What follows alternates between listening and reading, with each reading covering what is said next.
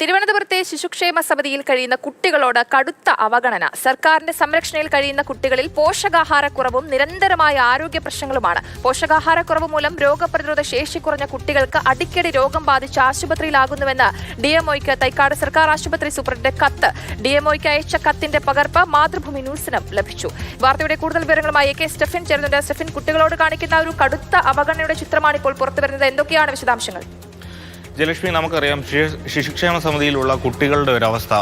മാതാപിതാക്കൾ ഉപേക്ഷിക്കുന്ന നിലയിൽ ലഭിക്കുന്ന കുട്ടികളാണ് അവിടെ പാർപ്പിക്കുന്നത്. അതുകൊണ്ട് തന്നെ അവർക്ക് ഒരു അധിക പരിഗണന കൊടുക്കേണ്ടത് അത്യാവശ്യമാണ്. അങ്ങനെയുള്ള ഇടത്തു നിന്നാണ് നിരന്തരമായി കുട്ടികൾക്ക് ഈ ആരോഗ്യ പ്രശ്നങ്ങൾ ഉണ്ടാകുന്നുണ്ട് എന്നുള്ളത്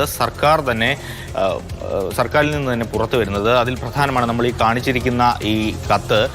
തൈക്കാട് ആശുപത്രിയിലെ സൂപ്രണ്ട് ഡിഎംഒയ്ക്ക് നൽകിയിരിക്കുന്ന കത്തിലാണ് ഇത്തരത്തിൽ പോഷകാഹാരക്കുറവുണ്ട്, അവിടുത്തെ കുട്ടികൾക്ക് കടുത്ത ആരോഗ്യ പ്രശ്നങ്ങൾ ഉണ്ടാകുന്നുണ്ട്, അടിക്കടി ഇങ്ങനെ അഡ്മിറ്റ് ചെയ്യേണ്ട സ്ഥിതി വരുന്നു എന്നുള്ള കാര്യങ്ങളൊക്കെ തന്നെ പറയുന്നത്.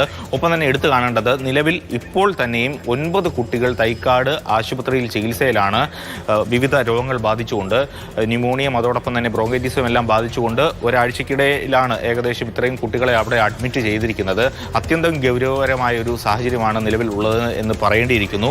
ഒപ്പം തന്നെ എടുത്തു കാണേണ്ട മറ്റൊരു പ്രധാനപ്പെട്ട വസ്തുത, 19/5/2025 ആ ശിശുക്ഷേമ സമിതിയിലേക്ക് ഒരു ഡയറ്റീഷ്യനെ വേണം എന്നുള്ള ആവശ്യം ഉന്നയിച്ചുകൊണ്ട് സർക്കാരിന് കത്ത് നൽകിയിരുന്നു, സർക്കാരിനോട് അപേക്ഷ സമർപ്പിച്ചിരുന്നു.